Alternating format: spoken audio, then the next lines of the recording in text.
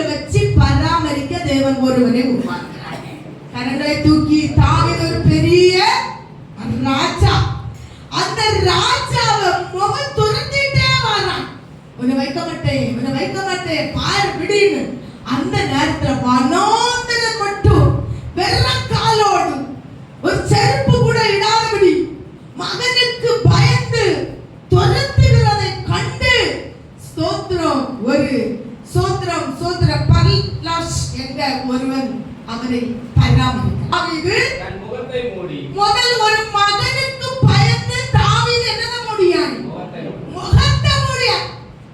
சோத்திரம் பல வீட்டுல தாவீது சோத்திரம் பிள்ளைகள் தகப்பனை கண்டு பயந்து எளிய போல ஒளிச்சது. சில வீட்டுல பிள்ளைகள் தகப்பனை கண்டு என்ன செய்யுது, ஒளிக்குது.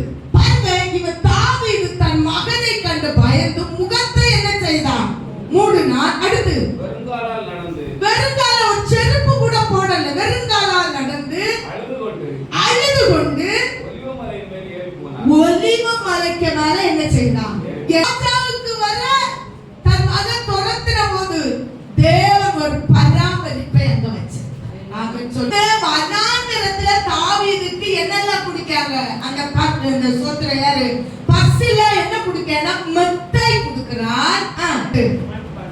மண்பாண்டங்களையும் கோதுமையும் பாற்கோதுமையும் மாவையும் வறுத்த பயிற்சையும் பெரு பயிற்சையும் சிறு பயிற்சையும் வறுத்த சிறு பயிற்சையும் தேனையும் வெண்ணையும் ஆடுகளையும் பால் கட்டிகளையும் தாவீதுக்கும் அவனோடு இருந்த ஜனங்களுக்கும்